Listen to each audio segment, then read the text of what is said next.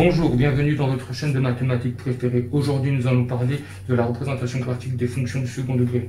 Allez, let's go. Très bien, allons-y.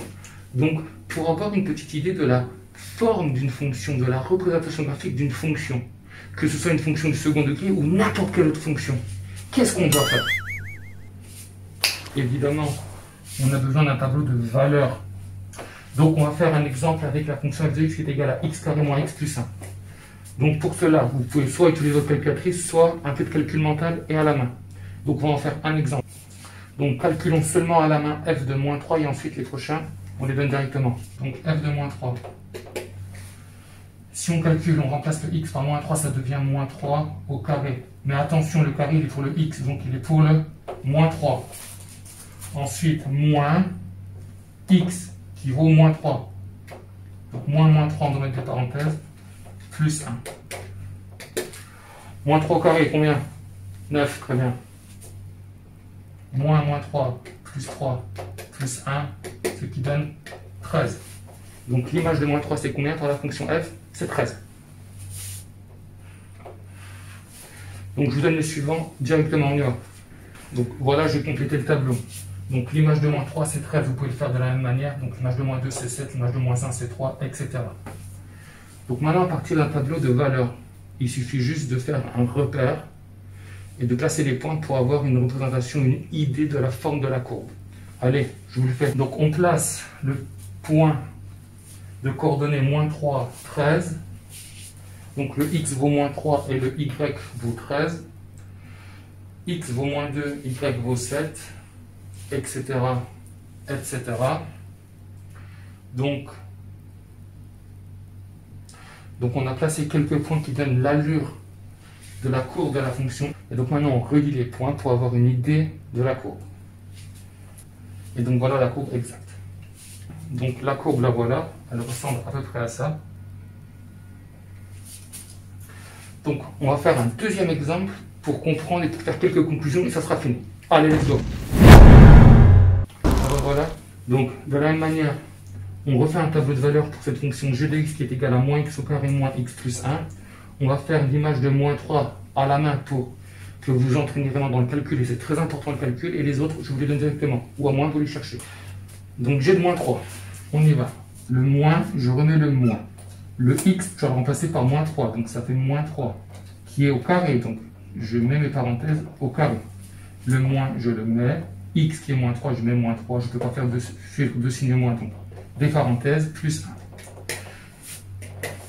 Moins 3 au carré, ça fait 9, mais il y a un moins devant, donc ça devient moins 9. Moins 3, plus 3, plus 1. Moins 9, plus 3, plus 1, 3 plus 1, 4. Moins 9, plus 4, ça fait moins 5. Donc l'image de moins 3, c'est moins 5. Ok? Donc voilà, je vous ai mis les images de tous les x qui apparaissent dans ce tableau. Donc l'image de moins 3, on l'a calculé, c'est moins 5. L'image de moins 2, c'est moins 1. L'image de moins 1, c'est 1, etc. Donc à partir de là, on va créer un repère. On va placer les points. Donc x égale à moins 3, y égale à moins 5. X égale à moins 2, y égale à moins 1, etc. On place les points. Ensuite, on relie ces points. Et cela nous donne l'allure de la courbe qui représente cette fonction g. Très bien, je viens de le faire sur l'ordinateur, mais maintenant je vais le faire à la main. Donc la courbe représente grosso modo à ça. À partir de ces deux exemples, on va en conclure quelques propriétés. Allez, let's go. Très bien, donc déjà première chose que l'on peut dire, ça n'a rien à voir avec les exemples et je vous donne de la définition. La courbe représentative d'une fonction du second degré, elle est sous cette forme-là. Et ce type de courbe, ça s'appelle une parabole. Propriété suivante. Très bien, deuxième propriété. Qu'est-ce qu'on remarque dans la fonction f? Que le a, il vaut 1, que le b vaut moins 1, que le c vaut 1. Alors que dans g, le a vaut moins 1, le b vaut moins 1 et le c vaut 1. On remarque que le b et c sont identiques, mais que les a diffèrent. Le premier a, il est positif et le a de la fonction g est négatif. La conclusion qu'on peut faire, quand le a est positif, la parabole, elle est sous cette forme-là, on dit qu'elle admet 1. minimum, c'est-à-dire quelque chose qui est le plus bas possible.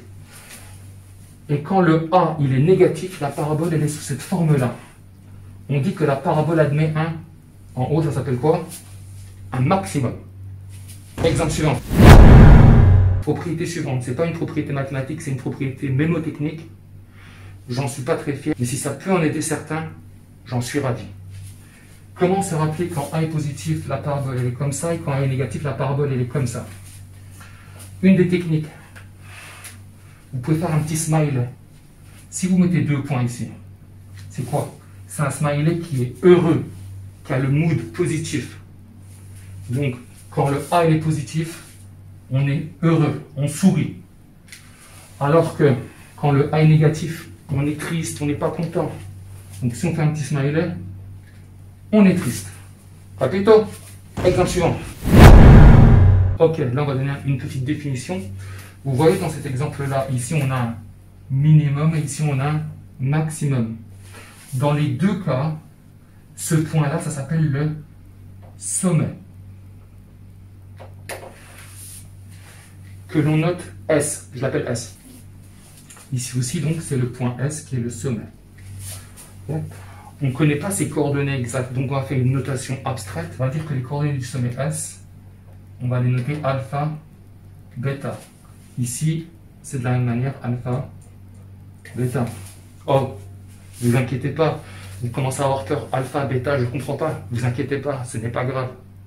Ce sont juste des lettres pour donner quelque chose qu'on ne connaît pas. Et dans les vidéos suivantes, on va expliquer ça en détail. Ne vous inquiétez pas.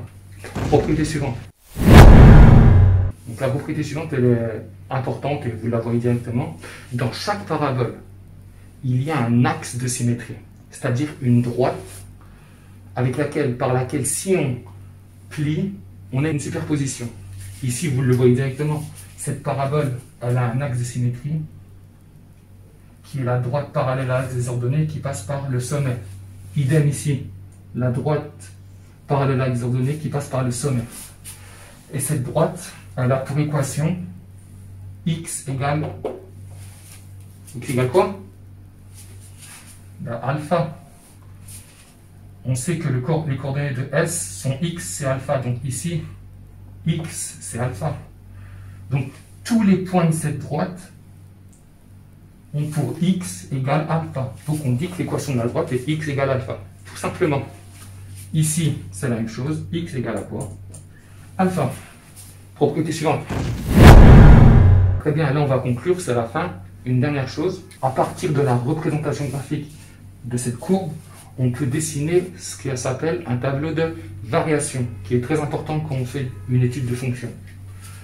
Donc, je vais dessiner ici. Le tableau de variation, il est sous cette forme. On met x, on met f de x. On est entre moins l'infini et plus l'infini. Au départ, la courbe, elle fait quoi? Elle est décroissante. On fait une flèche pour dire qu'elle est décroissante. Ensuite, la courbe, elle fait quoi? Elle monte, donc elle est croissante. À quel endroit il y a un changement de variation? Pour quelle valeur de x la courbe change de variation? Pour x égale à quoi? Alpha. Et quelle est cette image de alpha? Ici, l'image de alpha, c'est quoi? Ben, c'est bêta, d'après la notation qu'on a donnée. On ne connaît pas les valeurs exactes, mais c'est ce qu'on a donné comme notation. Donc, l'image de alpha vaut bêta. Donc, alpha, c'est l'endroit, c'est le x où il y a le changement de variation. Et le bêta, c'est la valeur minimale de la fonction. On peut faire la même chose là-bas. On va en faire un petit tableau de variation. X moins l'infini plus l'infini g de x. Au départ, la fonction, elle fait quoi? Dans ce cas-là, elle monte. Donc, elle est croissante. Ensuite, elle est comment? Décroissante. En quel x elle change de variation? Ben, pareil que pour l'autre. En x égale à alpha. Mais ici, on n'a plus à faire un minimum, mais on a à faire un maximum. Quel est le maximum de cette fonction? Ben, c'est l'image de alpha qui vaut bêta. Sur ce, j'espère que vous avez apprécié cette vidéo. Si vous avez aimé, lâchez un pouce bleu, activez la cloche de notification, abonnez-vous à la chaîne.